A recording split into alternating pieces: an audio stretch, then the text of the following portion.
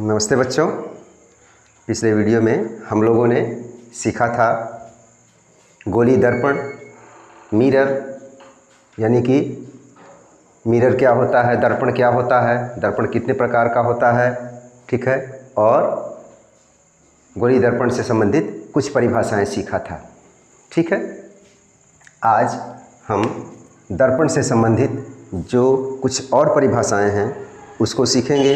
उसके बाद हम ये सीखेंगे कि कैसे वक्रता त्रिज्या और गोली दर्पण की फोकस दूरी आपस में संबंधित होती है, ठीक है।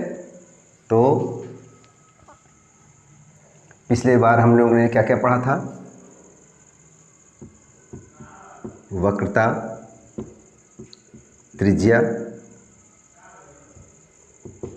रेडियस ऑफ कर्वेचर, ठीक। दूसरा पढ़ा हम लोगों ने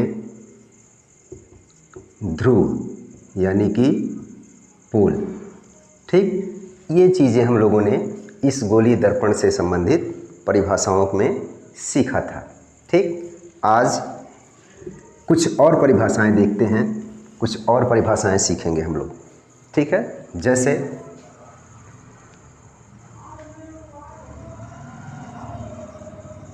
मुख्य अक्ष,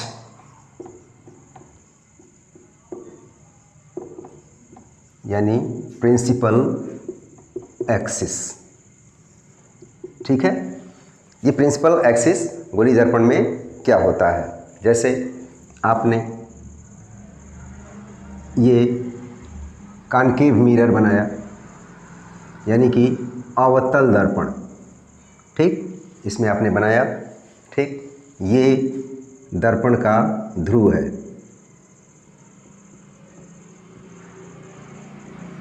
पोल है, ठीक है। ये फोकस है, एफ, ठीक। और ये सी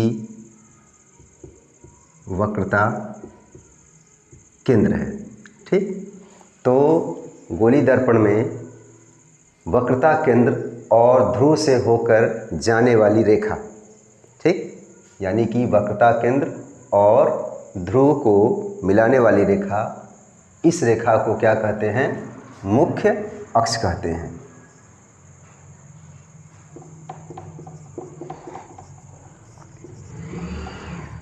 गोलीय दर्पण में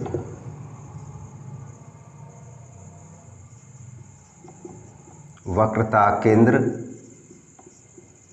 और ध्रुव से होकर जाने वाली रेखा दर्पण की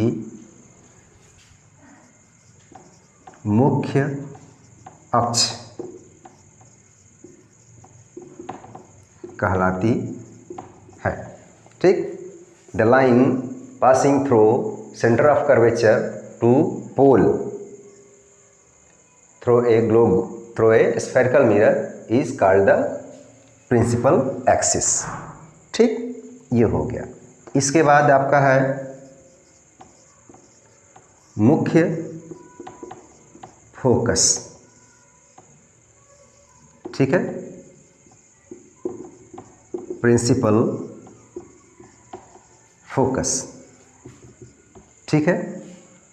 अब प्रिंसिपल फोकस क्या होता है?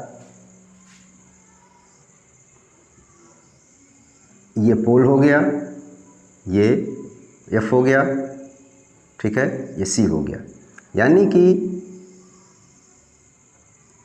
ये कोई रे है, कोई किरण है जो इस मुख्य अक्ष के समानांतर आ रही है, ठीक। This light of ray is coming parallel to this principal axis, and after reflection from this spherical mirror it goes through the point at the principal axis. This is called the principal focus, यानी कि वो बिंदु, वह बिंदु इस principal axis यानी कि मुख्य अक्ष पर स्थित वह बिंदु जिससे हो करके इस मुख्य अक्ष के समांतर आने वाली किरण दर्पण से परावर्तन के बाद जिस बिंदु से होकर के जाती है इस मुख्य अक्ष पर, उसे मुख्य फोकस कहते हैं।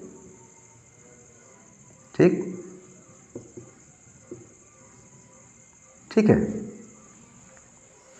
परावर्तन के बाद मुख्य अक्ष के समांतर आने वाली कोई किरण, कोई प्रकाश की किरण गोलीय दर्पण से परावर्तन के बाद मुख्य अक्ष के जिस बिंदु से होकर के जाती है उसे गोलीय दर्पण का मुख्य फोकस कहते हैं। ठीक। The ray parallel to the principal axis after reflection intersects the point at principal axis, that is called the principal focus of this spherical mirror। ठीक।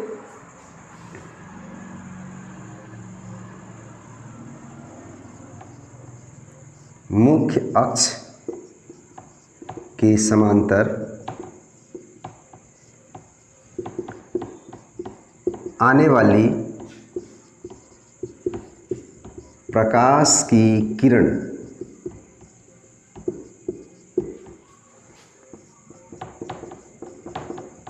गोलीय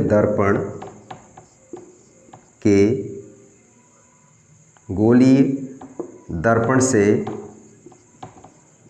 परावर्तन के बाद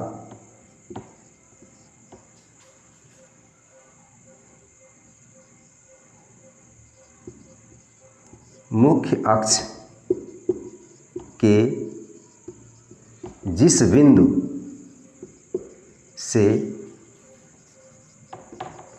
होकर जाती है या आती हुई प्रतीत होती है, ये उत्तल दर्पण के लिए है। ऐसा उत्तल दर्पण में होता है।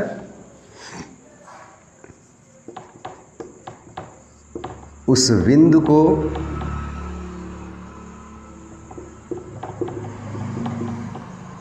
गोलीय दर्पण का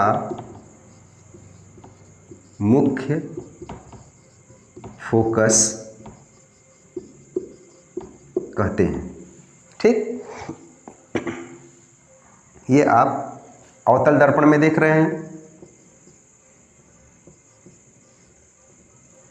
अवतल दर्पण में क्या होता है कि रिफ्लेक्शन के बाद ये प्रकाश की किरण, ठीक, मुख्य अक्ष के इस बिंदु से होकर के जा रही है। ठीक है। तो ये इसका प्रिंसिपल फोकस हो गया। बिंदु F से होकर के जा रही है तो बिंदु F क्या है, इसका मुख्य फोकस हो गया। यही बात उत्तल दर्पण में क्या होता है,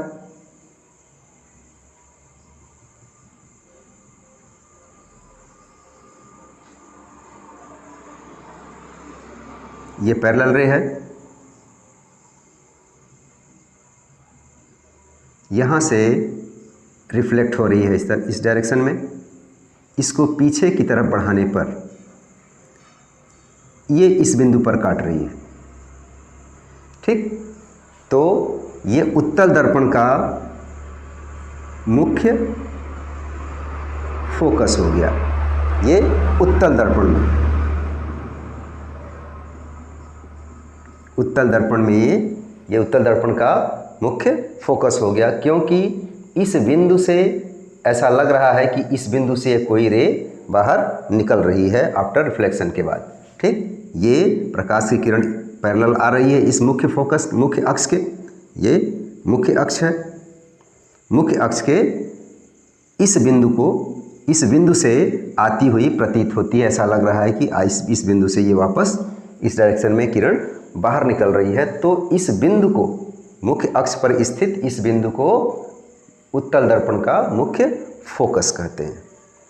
ठीक है, नोट कर लीजिए। आगे देखते हैं।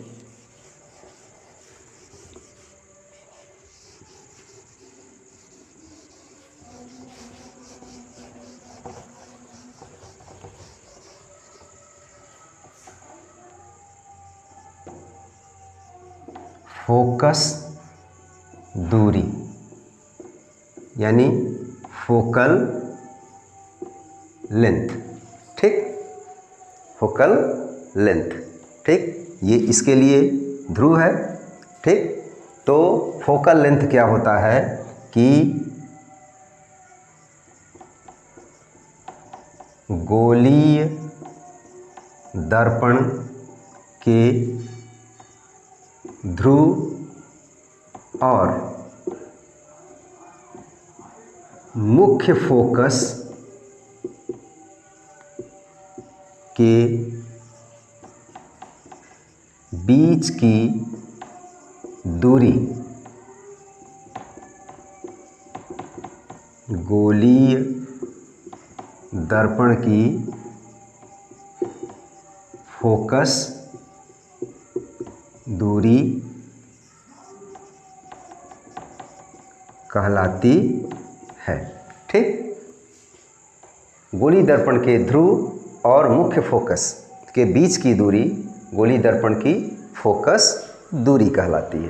ठीक, यानी कि the length in between pole and principal focus on this principal axis is called the focal length of this spherical mirror. ठीक, चाहे यह उत्तल दर्पण के लिए हो चाहे अवतल दर्पण के लिए हो, दोनों के लिए ये परिभाषा है। ठीक, अब इसको F से निरूपित करते हैं। ठीक है ना, इसको इस F लेटर से, F अक्षर से दिखाते हैं। ठीक है, यानी कि यहाँ से यहाँ तक का जो डिस्टेंस है ये F। ठीक, अब आप जानते हैं कि इस वक्रता केंद्र और पोल मैंने पहले ही बता चुका है। ठीक, यहाँ से यहाँ तक की दूरी को R से निरूपित करते हैं और इसको वक्रता त्रिज्या कहते हैं। ठीक है, ये हो गया इस गोलीय दर्पण से संबंधित कुछ परिभाषाएं। ठीक, समझ रहा हूँ, मुझे उम्मीद है कि आप लोगों को समझ में आया होगा। ठीक, अब हम आगे देखते हैं कि ये जो फोकस दूरी है F, स्मॉल f, जो गोलीय दर्पण की ये फोकस दूरी है स्मॉल f, ये और ये वक्रता त्रिज्या यानी कि R, ये आपस में कैसे संबंधित हैं। ठीक है, बहुत सारे बच्चों को ये समझ में नहीं आता, कह दिया जाता है ना, ऐसा इन दोनों के बीच वास्तव में जो संबंध होता है वो F इक्वल टू R/2, अर्थात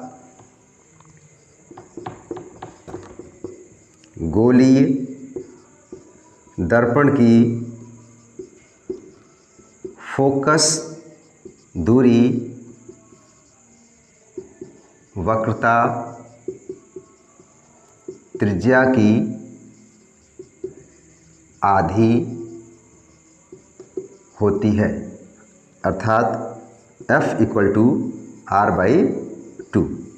ऐसा संबंध होता है फोकस दूरी और वक्रता त्रिज्या में।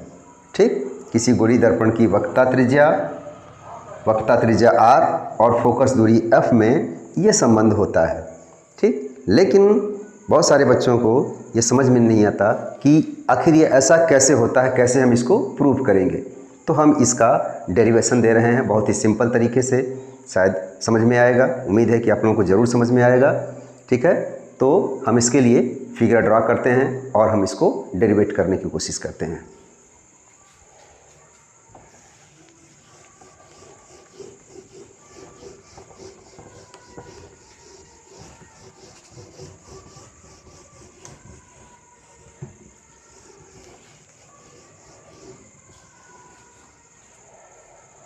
ठीक है,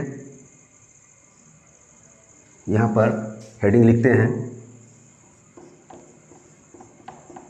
गोलीय दर्पण की वक्रता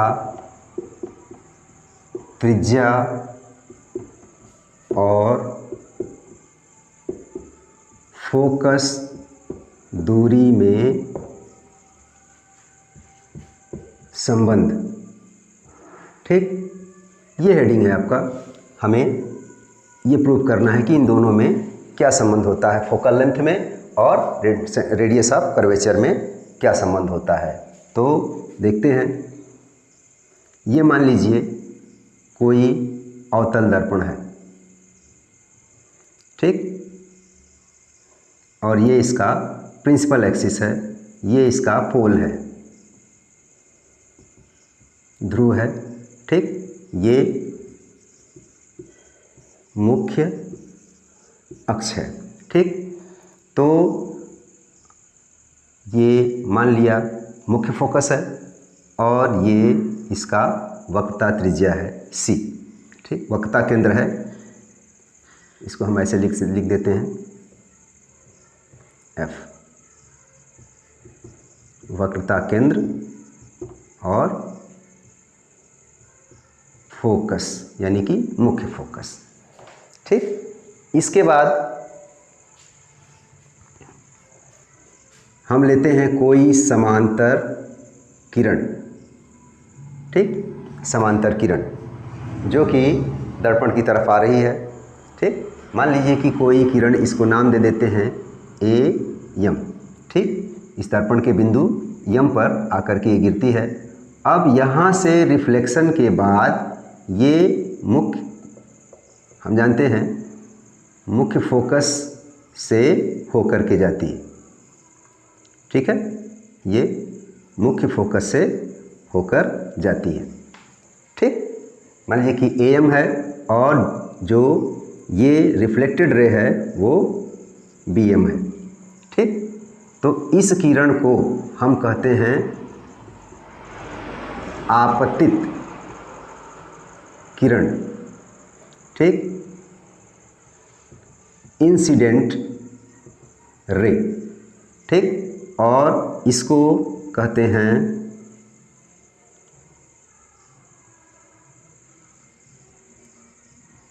रिफ्लेक्टेड रे, परावर्तित किरण, ठीक, परावर्तित किरण।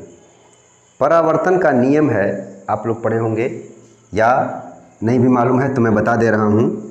पहला नियम है कि आपतन कोण परावर्तन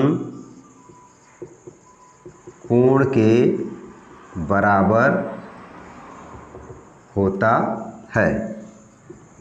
दूसरा है नियम आपतित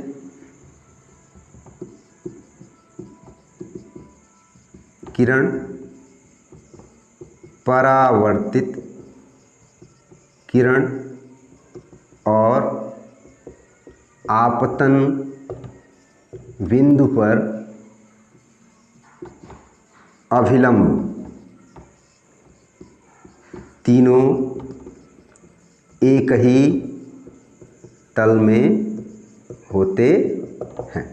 ये दोनों नियम होते हैं परावर्तन के, ठीक। तो यहाँ से हम एक लाइन और खींचेंगे,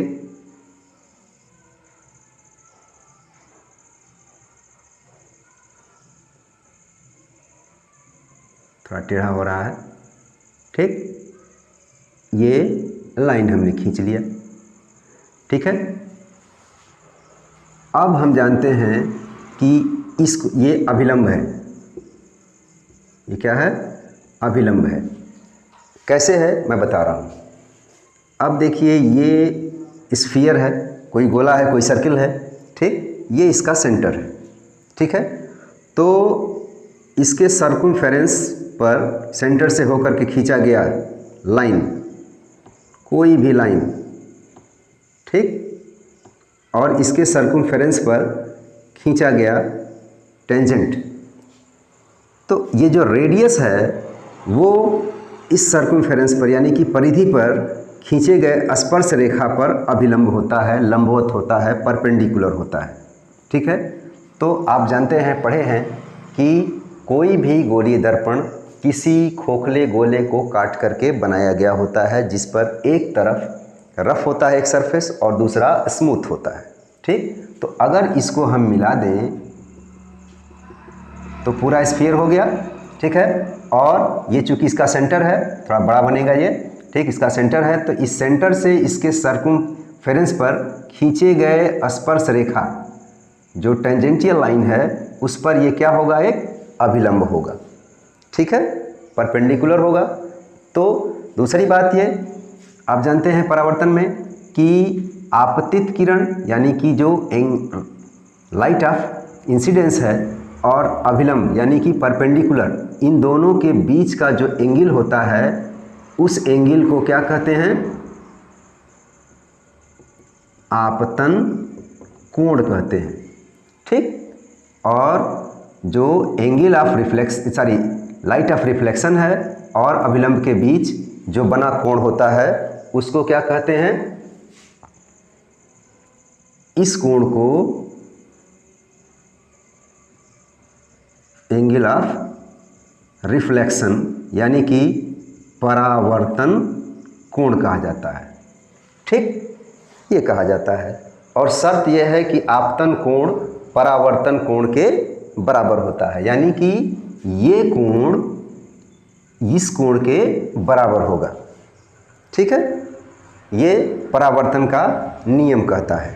ठीक, और इसी का सहारा लेकर के हम ये प्रूव करने की कोशिश करेंगे कि स्मॉल एफ यानी कि फोकस दूरी इज इक्वल टू r/2 इस वक्रता त्रिज्या की आधी होती है। यहाँ से यहाँ तक का जो डिस्टेंस है वो r है।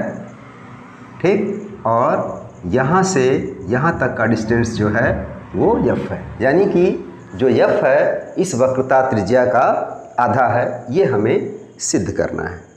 ठीक है, इतनी बात समझ में आई। अब हम देखते हैं कि यहाँ पर लिखेंगे कैसे।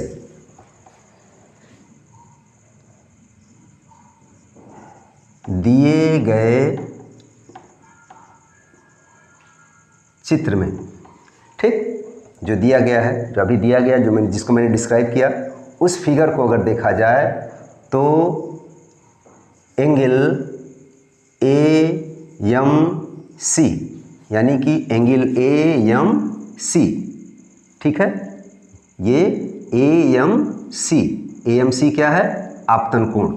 ठीक, AMC is equal to angle BMC, ये कोण इस कोण के बराबर है।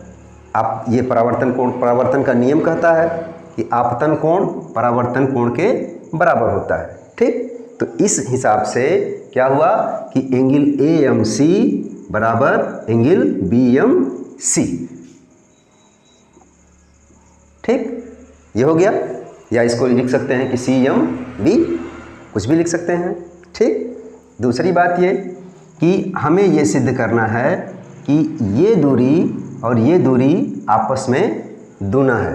ठीक है, इस दूरी का ये दूरी इसका दूना है, तो हमें सिद्ध हो जाएगा कि ये भी ऐसा है। अच्छा, तो अब हम देखते हैं कि इस ट्रायंगल में, ठीक है, ये जो खींचा गया है ये दोनों यानी कि CP मुख्य अक्ष और AM ये दोनों आपस में क्या हैं, समांतर हैं। ठीक, चूँकि यहाँ पे लिखेंगे, चूँकि since AM is parallel to PC, ठीक,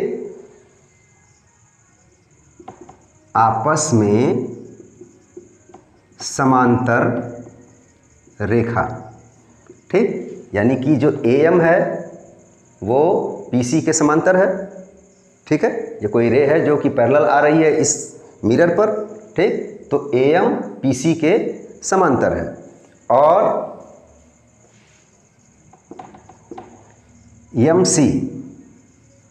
MC, ठीक, क्या है, ये तिर्यक रेखा, तिरछी रेखा है जो AM को बिंदु यम पर और PC को बिंदु C पर काटती है। ये दोनों, ठीक, यानी कि जो MC रेखा है या CM रेखा है वह AM को अगर पीछे की तरफ बढ़ाया जाए, ठीक, तो बिंदु इसको भी अगर पीछे की तरफ बढ़ाया जाए तो ये बिंदु M पर काट रही है, ये CM रेखा, ठीक, और यही रेखा PC को यानी कि इस रेखा को बिंदु C पर काट रही है, ठीक। तो आप जानते हैं मैथमेटिक्स में आपने पढ़ा होगा कि दो समांतर रेखाओं को अगर कोई तिरछी रेखा काटती है तो ये एंगल और ये एंगल आपस में बराबर होते हैं। इन दोनों एंगल को क्या कहा जाता है? एकांतर कोण, यानी कि अल्टरनेट एंगल कहा जाता है, ठीक। तो अब हम लिख सकते हैं यहाँ पर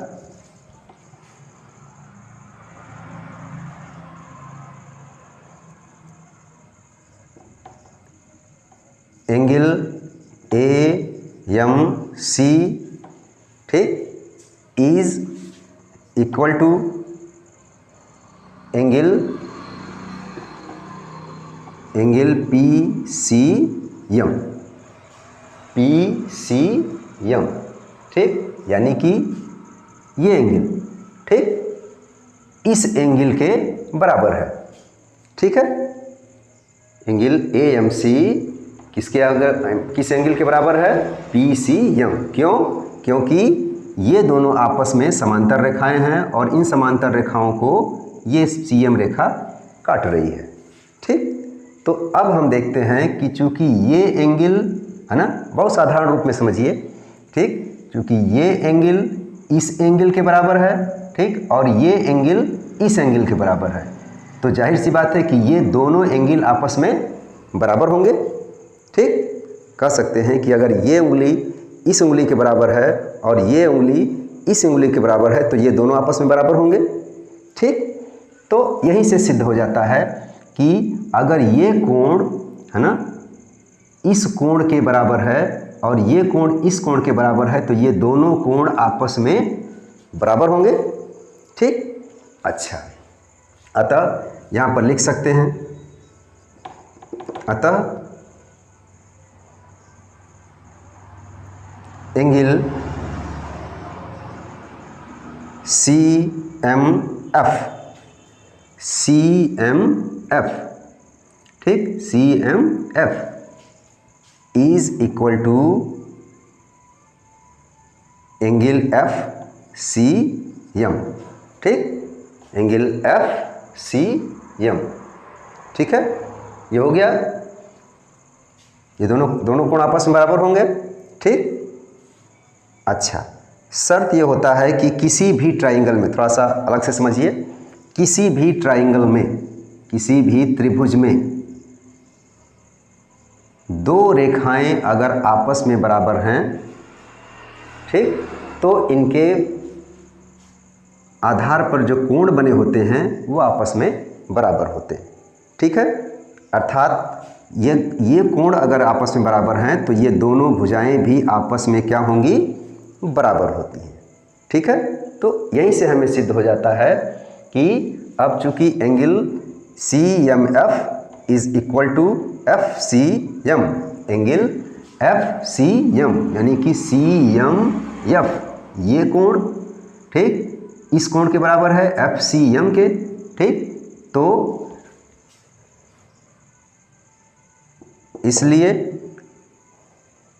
CF इक्वल टू PF, ठीक, ये दोनों भुजाएं बराबर होंगे तभी तो ये दोनों कोण आपस में बराबर होंगे, ठीक। अच्छा, अब यहाँ पे शर्त है कि यदि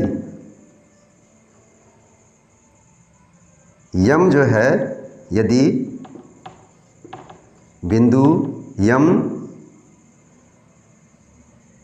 ध्रुव P के समीप हो तो, ठीक, यानी कि ये दर्पण इतना छोटा हो कि इसका यम उठ करके P के पास आ जाए, ठीक, तो उस कंडीशन में क्या होगा, ये भुजा ये पी एफ के बराबर हो जाएगी, यानी कि एम एफ जो है वो पी एफ के बराबर हो जाएगी।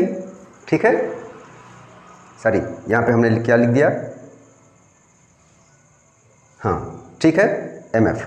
ठीक, तो अब जो है एम एफ जो है ये पी एफ के बराबर हो जाएगा। ठीक, C F equal to M F लिखना चाहिए था, मुझे गलती हो गया। ठीक, सॉरी। ठीक, तो अब जो है ये सी एफ ये एम एफ अगर पी एम बिंदु पी जो है पी के पास एकदम आ जाए, छोटा से छोटा एकदम उसका कण हो केवल मिरर का, तो भी वो लाइट को रिफ्लेक्ट करता है। ठीक, जैसे आपने देखा होगा छोटा छोटा शीशा अगर कहीं टूटा हुआ हो तो वो लाइट को रिफ्लेक्ट करते हुए चमकते हुए नजर आता है। ठीक, तो अगर ये एम पी के पास आ जाए तो उस कंडीशन में, उस अवस्था में क्या हो जाएगा, जो एम एफ है वो पी एफ के बराबर होगा। ठीक, तो M F is equal to P F अगर छोटे द्वारक का, छोटे अपर्चर का मिरर लिया जाए तब। ठीक है, तो उस कंडीशन में एम एफ जो होगा वो पी एफ के बराबर होगा। ठीक, और अभी आपने लिखा है कि C F equal to M F और M F is equal to P F. ठीक, तो आप लिख सकते हैं कि C F equal to P F. ठीक, और ये सी पी ये वक्रता त्रिज्या है, तो उस कंडीशन में सी पी बराबर क्या हो जाएगा, वक्रता त्रिज्या। सी पी बराबर क्या हो जाएगा, C F plus P F, और ये सी एफ जो है पी एफ के बराबर है, यानी कि P F plus P F, यानी कि 2 पी एफ, ये सी एफ। ठीक, अब इसके बाद ये C F equal to 2 P F अभी आपने सिद्ध किया यहाँ से, तो सी एफ जो है सी एफ की दूरी को किससे आपने रिप्रेजेंट किया है, आर से। ठीक, आर से, और पी एफ को, पी एफ के बीच की दूरी को किससे आपने रिप्रेजेंट किया है, एफ से। ठीक, तो 2 इंटू एफ। ठीक, यानी कि देखा जाए तो F equal to R by 2, यही हमें सिद्ध करना था। ठीक, अर्थात गोलीय दर्पण की फोकस दूरी वक्रता त्रिज्या की आधी होती है, यही आपको सिद्ध करना था। ठीक, तो मैं समझता हूँ कि आप लोग समझ गए होंगे। ठीक है, इसको बार बार चला करके मैंने जैसे बताया है वैसे अपने से खुद से करने की कोशिश कीजिएगा, ज़रूर समझ में आएगा। ठीक है, आपने सिद्ध कर दिया। अगर कोई पूछता है, कहता है कोई कि किसी गोली दर्पण की फोकस दूरी उसकी वक्रता त्रिज्या की आधी होती है, प्रूव करके दिखाओ, हो सकता है आपके एग्ज़ाम में आए। ठीक, तो आप इस तरह से लिख करके प्रूफ कर सकते हैं, करके दिखा सकते हैं। उम्मीद है कि ज़रूर समझ में आया होगा। धन्यवाद।